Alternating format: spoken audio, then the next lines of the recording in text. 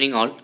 അപ്പോൾ നമ്മൾ time series അനാലിസിസിൽ ഒരു ടോപ്പിക്ക് അവിടെ മാറ്റി വെച്ചിരുന്നു, അത് ചെയ്തിട്ടുണ്ടായിരുന്നില്ല, ലീസ്റ്റ് സ്ക്വയർ മെത്തേഡ് എന്നുള്ളത്. അപ്പോൾ അതിൻ്റെ വീഡിയോ ആണ് ഈ ഒരു പാർട്ടിൽ ചെയ്യുന്നത്, അത് മാത്രമേ ഉള്ളൂ. ഓക്കെ, അപ്പോൾ ഇനി എന്തെങ്കിലും വിട്ടുപോയ ഭാഗങ്ങളുണ്ട് എങ്കിൽ നിങ്ങൾ സൂചിപ്പിക്കുക, അതുമായി ബന്ധപ്പെട്ട വീഡിയോസ് നമുക്ക് ചെയ്യാം. ഓക്കെ, അതേപോലെ തന്നെ കമ്പ്യൂട്ടർ ആപ്ലിക്കേഷൻ്റെ ഒരുപാട് വീഡിയോസ് ചെയ്യാൻ ഒരുപാട് ലിമിറ്റേഷൻസ് ഉണ്ട്.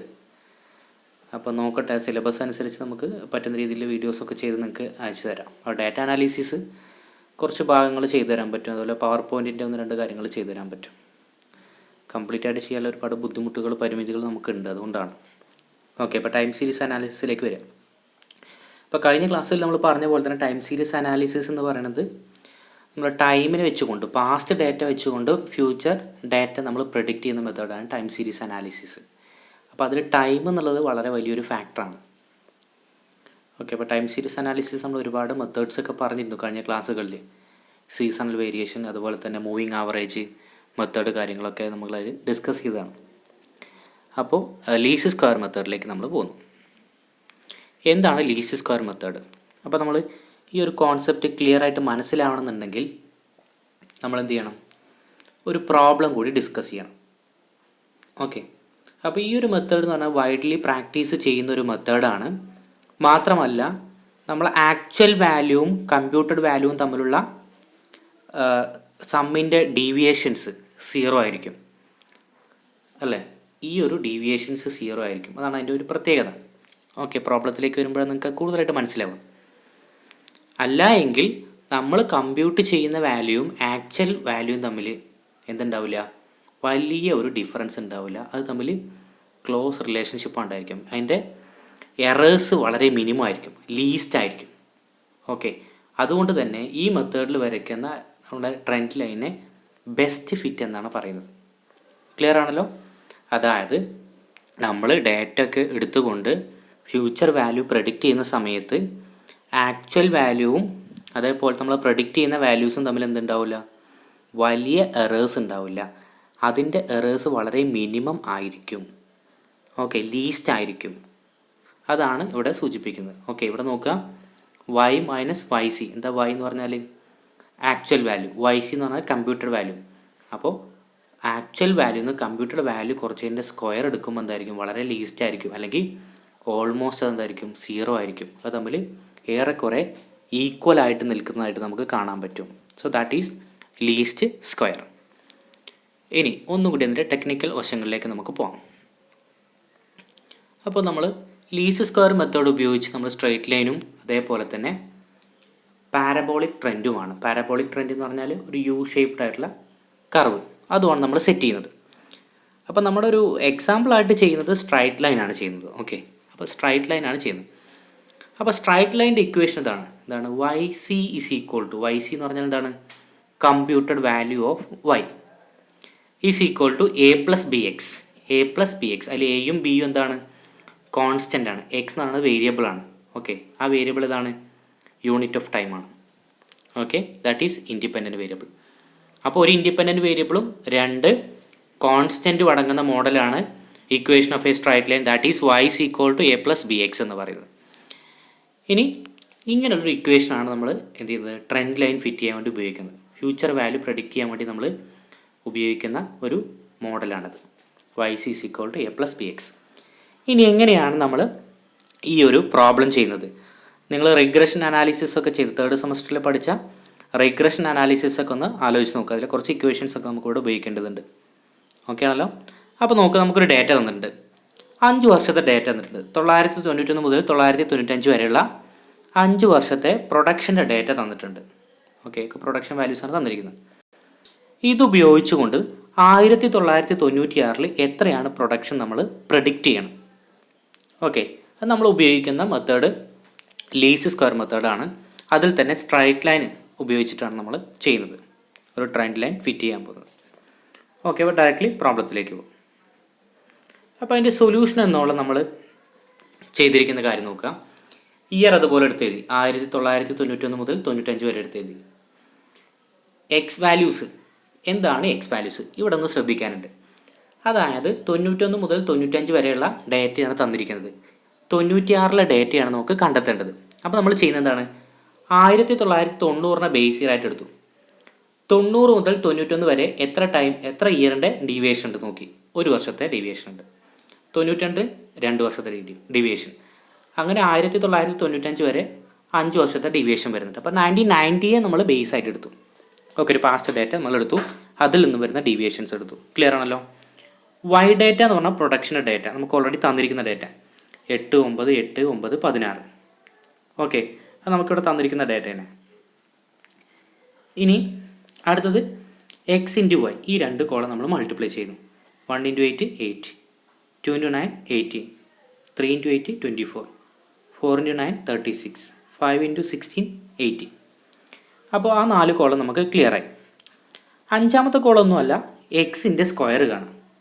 ഈ ഓരോ എക്സ് വാല്യൂവിൻ്റെ സ്ക്വയർ എടുത്ത് നമ്മൾ എന്ത് ചെയ്യുന്നു, ഇവിടെ പ്ലോട്ട് ചെയ്യുന്നു.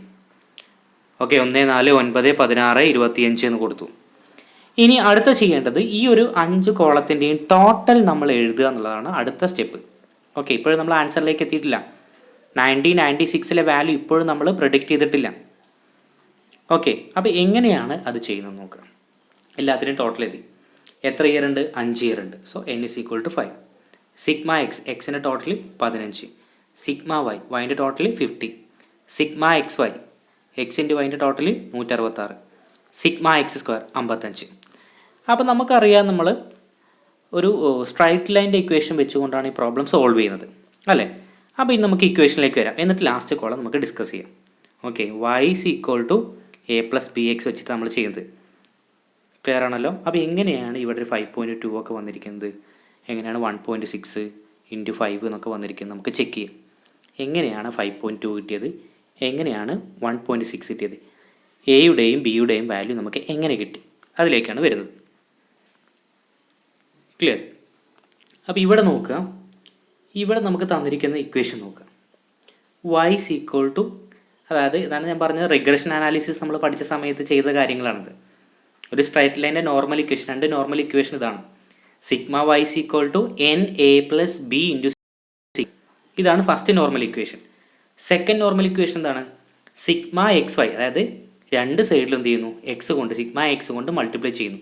അപ്പോൾ എന്താവും, sigma X into sigma Y, sigma X Y. Okay, ഇവിടെ A into sigma X, n cancel ആയി പോകും. n അവിടെ ഓട്ടോമാറ്റിക്കലി നമ്മൾ ഇറേസ് ചെയ്യും, ബാക്കി സിഗ്മ എക്സ് വന്നു അവിടെ. Plus B into sigma X into sigma X, sigma X square വന്നു. അപ്പോൾ ഈ രണ്ട് നോർമൽ ഇക്വേഷനും വെച്ചുകൊണ്ടാണ് നമ്മൾ ഇന്ന് ചെയ്യുന്നത്. ഇനി ഈ രണ്ട് നോർമൽ ഇക്വേഷനിലേക്ക് എന്ത് ചെയ്യുക, അതിൻ്റെ വാല്യൂസ് കൊടുക്കുക. അപ്പോൾ സിഗ്മ വൈയുടെ വാല്യൂ 50 ആണ്. ഓക്കെ, ഇവിടെ നോക്കുക, സിഗ്മ വൈയുടെ വാല്യൂ 50 ആണ് വന്നിരിക്കുന്നത്. അതേപോലെ തന്നെ n എന്ന് പറയുന്നത് എത്രയാണ്? n എന്ന് പറയുന്നത് 5 ആണ്. എ നമുക്കറിയില്ല, അതുപോലെ തന്നെ കൊടുത്തു. എ നമുക്ക് അതുപോലെ തന്നെ കൊടുത്തു. പ്ലസ് ബി നമുക്കറിയില്ല, അതുകൊണ്ട് ബി ബ്രാക്കറ്റിൽ കൊടുത്തു. സിഗ്മ എക്സ് നോക്കിയപ്പോൾ 15 ആണ്.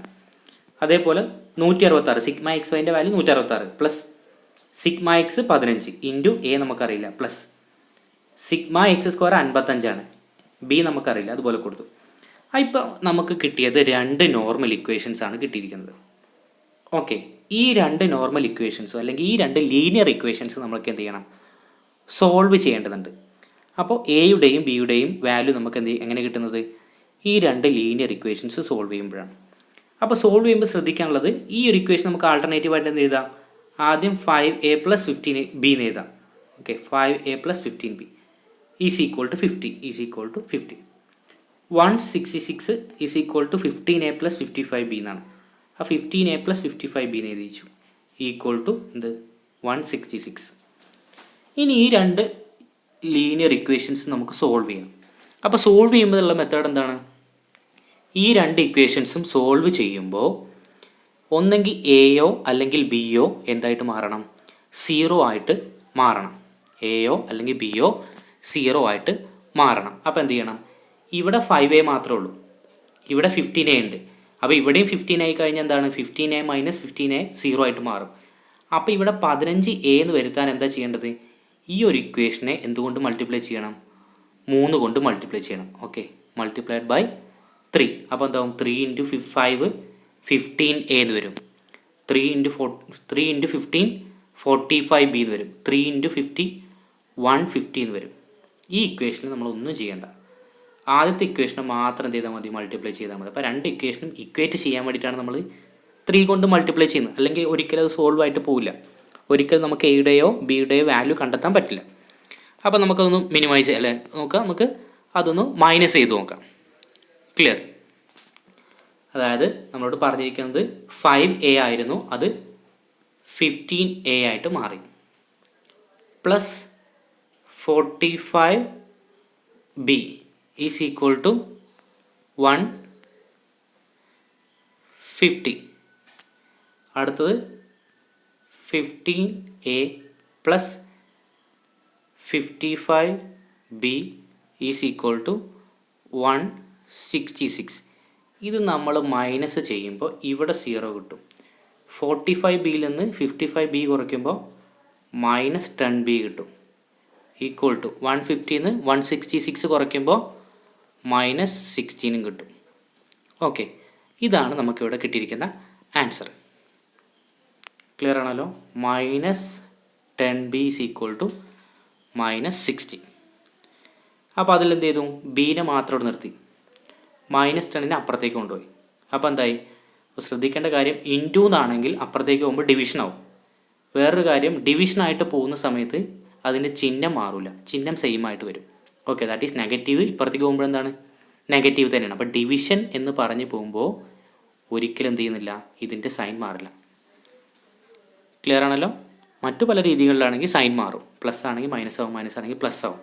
പക്ഷേ ഇവിടെ ഇൻറ്റു മൈനസ് ബി ഉള്ളത് അപ്പുറത്തേക്ക് പോകുമ്പോൾ ഡിവിഷനാണ്. ഡിവിഷനായിട്ട് പോകുമ്പോൾ സൈൻ ഒരിക്കലും മാറില്ല. അപ്പോൾ മൈനസ് 16 ഡിവൈഡഡ് ബൈ മൈനസ് 10 വരും. അപ്പോൾ മൈനസും മൈനസും വെട്ടിപ്പോവും. 16/10 1.6. ആ 1.6 എന്താണ്? 1.6 എന്താണ്? ബിയുടെ വാല്യൂ. അപ്പോൾ ബിയുടെ വാല്യൂ 1.6 കിട്ടി. B is equal to 1.6. ഇനി ബിയുടെ വാല്യൂ 1.6 എന്നുള്ളത് എന്ത് ചെയ്യുക, ഈ ഇക്വേഷനിൽ ഏതെങ്കിലും ഇക്വേഷനിൽ എന്ത് ചെയ്യുക, ബീൻ്റെ സ്ഥാനത്ത് 1.6 നമ്മൾ കൊടുക്കുക. അപ്പോൾ 1.6 കൊടുക്കുമ്പോൾ എന്തായിരിക്കും, നമുക്ക് എയുടെ വാല്യൂ കിട്ടും. ഇപ്പോൾ ഇവിടെ നോക്കുക, 5a പ്ലസ് 15b ആയിരുന്നു. ആ ബീൻ്റെ സ്ഥാനത്ത് എന്ത് ചെയ്തു, 1.6 കൊടുത്തു. ഈക്വൽ ടു 50 ഓൾറെഡി തന്നിട്ടുള്ളതാണ്. അപ്പോൾ 5a is equal to 15 into 1.6 ചെയ്തു. ഓക്കെ, എന്നിട്ട് ആ കിട്ടിയ ഉത്തരത്തിന് അപ്പുറത്തേക്ക് കൊണ്ടുപോയി. അപ്പോൾ 15 ഇൻറ്റു 1.6 ചെയ്യുമ്പോൾ 24 കിട്ടും. ഓക്കെ, അപ്പോൾ 5a is equal to 50 minus 24. 50 നിന്ന് 24 കുറച്ച് കഴിഞ്ഞാൽ 26 കിട്ടി. So 5a is equal to 26. So a is equal to 26/5. That is equal to 5.2.